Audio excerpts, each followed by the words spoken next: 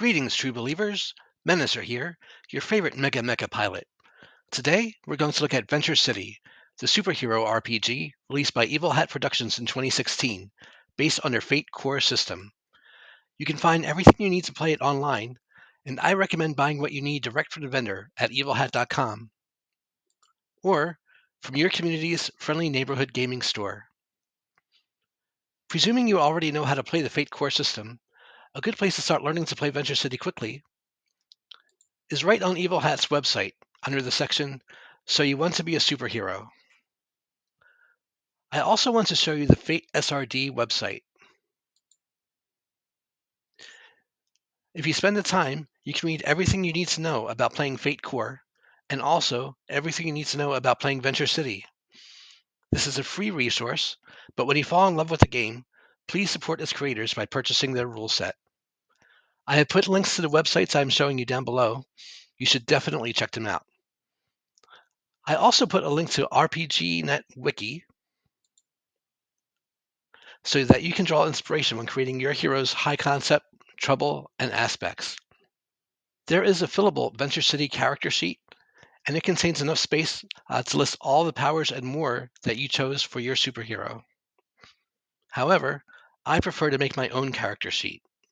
This way I can add a picture, and I can copy the definitions of powers. I can copy the definitions of the powers and anything else that I need from the Fate SRD website and paste it directly onto the character sheet. I'm going to show you a sample character and explain the high concept, trouble, aspects, physical and mental damage, and consequences. This character has a name that is not easy to pronounce. His high concept is half-dragon demigod of magic and portals. This tells us who he is and what he does in the world. We know he is a half-dragon, we know he's a demigod, and specifically he's a demigod of magic and portals. I would expect him to be tough and to be good at spellcasting and teleporting. His trouble is, I must prove myself in order to be accepted by the older gods. This might suggest he's a new demigod, and it also suggests that there is some friction between him and the ones that came before, but specifics would come up in gameplay. Everyone has a trouble. Trouble is something that the GM can compel against you to cause some hardship for your character in the campaign. How often your character's trouble might come up is up to the GM, but if you are playing a scenario that you think would be more interesting if your trouble is invoked, you can always express that to the GM. Since you are the one who chooses your character's trouble, make sure to pick something that you are comfortable with role-playing, or at least something you are okay with occurring in the game sessions from time to time. I see this character's first concept is Accomplished Ambassador. This tells us something about the character that we didn't know before. That's what aspects do. Additionally, whenever you are rolling dice to make a check that involves one of your aspects, and you're unhappy with the result, you can choose to spend a fate point to invoke the appropriate aspect to gain +2 to your die roll, or to re-roll all the die, whichever you choose. You can invoke one of your aspects, your high concept, and even your trouble if it makes sense for the check you are making. And you can invoke more than one of them if you have the fate points to spend, and if whatever else you are invoking also makes sense for the check you are making. They can stack. Let's move down to the refresh. This character has 3 refresh. This means he starts each gaming session with 3 fate points. This is the standard. The only reason you might start a gaming session with more than 3 fate points is because you ended a previous session with extra and the GM allowed you to carry them over. Otherwise, the refresh cap for starting a game session is 3. There's also a minimum. No one should start a gaming session with fewer than 1 fate point. The reason someone might have a refresh of 1 or a refresh of 2 is this. At character creation, Venture City superheroes have 6 stunts to purchase their abilities with. At least 3 of those stunts must be used to purchase Venture City powers and other Venture City things, like improved special effects or power enhancements and such. The other 3 stunts can, with GM approval, be used to purchase things from the Fate Core, like skill stunts, etc. At character creation, And also at certain advancement opportunities, you can choose to permanently reduce your refresh by 1 or 2 so that you can select another skill stunt, power, or anything along those lines. Again, you must retain at least 1 refresh. Let's talk about the stress boxes. Notice that the mental and physical stress boxes have numbers. Each box can absorb up to that many points of damage, and you use up the entire box when you use it. Nothing carries over. If you get hit for 3 points of physical damage, you can mark off its 3 box and stay in the fight. If you get hit for another 1 point of physical damage, you would then mark its 1 box and stay in the fight. If you get hit for another 1 point of physical damage, now you need to mark its entire 2 box as being used in order to absorb that 1 point of damage to stay in the fight. This is worth repeating, so remember, each numbered box can absorb up to that many points of damage, but you use the entire box when you mark it to absorb any amount of damage. Nothing carries over. That could mean using a box that could have absorbed up to 4 points of damage to only absorb 1 point of damage. Physical and mental stress boxes are easily healed, but if you needed to, you could mark off a consequence so that you can stay in the fight. Consequences can be used to absorb either mental or physical damage. A mild consequence can absorb up to 2 points of damage and is the easiest consequence to get healed. A moderate consequence can absorb up to 4 points of damage and might end up sticking around for more than a session. A severe consequence can absorb up to 6 points of damage and may take many game sessions to heal. For as long as you have any type of consequence marked, the GM can invoke it to give you a penalty on an action you take, or give a bonus to a villain for an action they take. I should let you know that surrender is always an option, and the GM will give you a fate point if you do. Of course, you will be giving up all narrative control as to what happens, but it is expected you will live. There are some powers or stunts that give you an additional consequence box for either physical or mental damage, and they are separate and can only be used for the type of damage the power says. There are also some powers or stunts that give you an additional mental or physical stress box. They would also be separate and would only be able to be used for the type of damage it says. Let me bring your attention to some very particular skills. Physique is tied to how many physical stress boxes your character gets, and will is tied to how many mental stress boxes your character gets. These are the only 2 damage types in standard Venture City campaigns, physical and mental. Everyone gets 2 boxes of physical stress, a 1 box and a 2 box, no matter what. However, if your character has the physique skill at a +1 or at a +2, they get an extra physical stress box, the 3 box. If your character has physique at a +3 or at a +4, then in addition to the 3 box, they also get a 4 box. It is exactly the same for will and mental stress boxes. Everyone gets a 1 and a 2 mental stress box no matter what. But if your character has the will skill at a +1 or at a +2, then they also get a 3 box for mental stress. If your character has the will skill at a +3 or at a +4, then in addition to the 3 box, they also get a 4 box.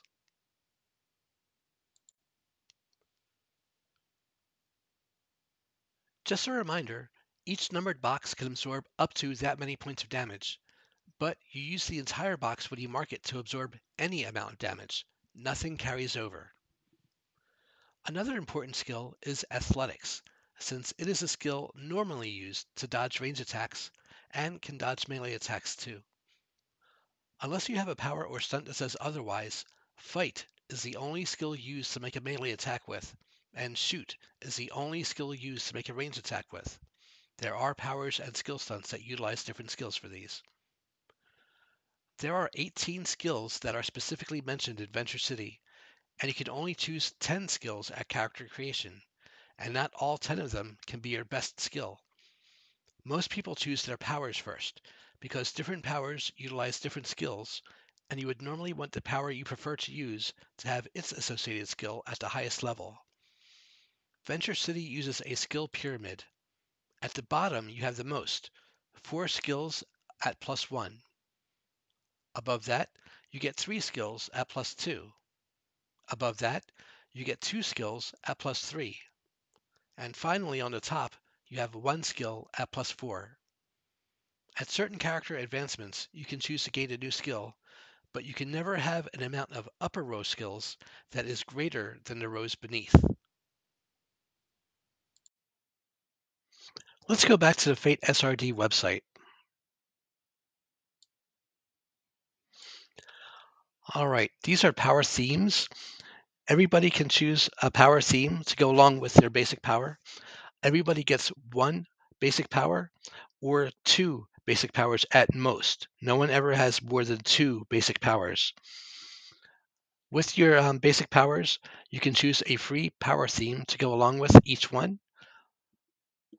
It's optional. You don't have to choose a power theme, but they're here if you want them. Let's take a look at one. This is a fire projection. Right here, this is just a description. You like fire, fire likes you. It doesn't have to get more complex than that to be fun. And this is what fire projection actually does. Basic fire projection. Your powers are infused with flame, creating fireballs and billowing smoke when you use them. All this is flavor text. Nothing more than that. It does not add any extra power. It doesn't do no extra effects. It just gives you direction on how you should role play your power that you associate this theme with. Down below, underneath the enhancements, there are some options here. If you choose them, you are buying them for one stunt each. Here are some improved special effect, or one improved special effect. You would purchase this for one stunt if you want it. Here it says common power synergies. What is a power synergy? Everyone gets one or two basic powers, but you can have as many power synergies as you want. This means if you want to have super strength, but that's not the only power that you want, you also want to have super toughness and you want to have flight. How can you have them all on the same character if you can only have one or two basic powers? What you would do is you would choose uh, super strength, super toughness, or flight to either be your basic power, and then the other ones would be power synergies to that basic power, saying they're all related somehow. Uh, However you justify it is valid. These common power synergies, notice it says common power synergies. These are just recommendations. It doesn't mean you can only choose this theme if you have one of those two powers. It doesn't mean that at all. These are just recommendations. You can associate this fire projection theme, with any power that you want, and it would be valid. Drawbacks. For every basic power you have, not counting power synergies, just the basic power, for every basic power you have, you must have one drawback. If you only have one basic power and the rest are power synergies, you only have to choose one drawback. You can choose that one drawback from any power at all that makes sense to you. It's recommended that you take a drawback that is associated with your basic power or one of its power synergies, but you're never limited to just that. It's all up to you. If you have two basic powers that each have their own power synergies and whatnot, uh, if you have two basic powers, then you need to have two drawbacks. So keep that in mind. It's the same as collateral damage effects. You get one for free for each basic power that you have. If you have one basic power, then you choose one collateral damage effect. And you are not limited to choose the collateral damage effect that is associated with your basic power or even with any of its power synergies. You can choose any collateral damage effect at all that you want, and it will be valid. And it's free. The reason why it's free is because when you use a collateral damage effect, you are sharing narrative control over how it works with the GM. You get to initiate when it happens, and if it's something that targets something, you get to choose a target. However, the GM will also have narrative control over it and will use it to sow chaos, make things damage other things, weaken structures, uh, destroy bridges, whatever makes sense in the scenario. The GM is going to use that to their narrative wishes. They are very powerful, and you don't have control over them. So that's why they're free. They make the story a little more fun, and also they're powerful. So there's that. Let's take a look at the powers catalog. There are many. Don't worry, flight is here, super strength is here, shielding, super intelligence, super senses, all the main powers that you can think of. If ever there was a power that you want to have that doesn't exist, what you would do is you would work with your GM and find the one power that is closest to it, and then maybe reword it, uh, tweak it just a little bit, make it repurpose it, basically. You don't want to have a power that is overpowered, and you don't want one that's underpowered. That's why it's best to go with what's here, and if not, change what is here very mildly. Hopefully, just rewording something, not changing its how much it affects the game and whatnot. I'd like to show you super strength because I want you to understand something here. This is the description of super strength. You are a powerhouse, a wall of muscle, an unstoppable force. Are you strong? Listen, bud, you really are. And this is the line that tells you what it does. Basic super strength. You get +2 to physique in all situations that require pure strength. It does not say that you are allowed to, with this power, you are allowed to attack with physique. So it doesn't change the skill. Fight is still the skill that you would use to make attacks that are melee, and shoot is still the skill that you would use to make range attacks. This does not change that. All it does is give you physique, an extra 2 to your physique in situations. So this does not add to the number of physical stress boxes that you get. Keep that in mind. This is just a power, and that's how it's used. You normally use super strength to create yourself an advantage or create a team an advantage, create a situation aspect, and things of that sort. And I also want to show you about one of the enhancements that goes with super strength. Can purchase it for a stunt, just like any other power. Uh, Master super strength. This is a master enhancement. Lots of skills, lots of powers have master enhancements. What does master super strength do? There's strong, and then there's you. Gain an additional +2 bonus to physique in all situations requiring pure strength. The base power gives you +2. If you purchase the master one, now you have +4. It does not give you additional stress boxes, but it does stack with itself to give you a higher result when you're making super strength checks. Now, keep in mind the rules of escalation. The more powerful you make your character, then the more powerful and the more work the GM has to do in order to make adversaries that can square off with you. So talk to your GM for deciding to use a master enhancements because it might make some extra work for them, and you can get by with just a basic one and still be really super cool. So discuss that with your GM before selecting it. Here we see common power synergies. These are just recommendations, and you see one of them is natural weapon. Natural weapon aids your fight skill, so that's a good thing. Uh, Basic natural weapon, you have some sort of built-in weaponry, whether it be claws or crackling energy that surrounds your fists. You gain +2 to fight while brawling unarmed in close quarters. So this is something that directly adds to your fight skill when you're fighting under these particular circumstances. So this is what you would use for combat. So keep that in mind. Here are some, now remember, common power synergies. These are just the ones that they recommend that go the most with super strength, but that you're not limited to this. If you want to have super strength and have healing or harm as one of its synergies, that's perfectly valid. You can be super strong and have the power of illusion. Nothing wrong with that. That's your power. If you have one basic power, you have to choose one drawback. If you have two basic powers, you need to have two drawbacks. You're not limited to only taking one for super strength if that's your basic power or your power synergy. But these are ones that are thematic. And they go along well. They were intended to be used for, so it's going to be easy for you to play them off if you have the mindset of super strength in mind when you're selecting your drawbacks. So definitely do look at them. Just don't feel limited to them. Same with the collateral damage effects. If you have one basic power, you get one. If you have two basic powers, then you can choose two.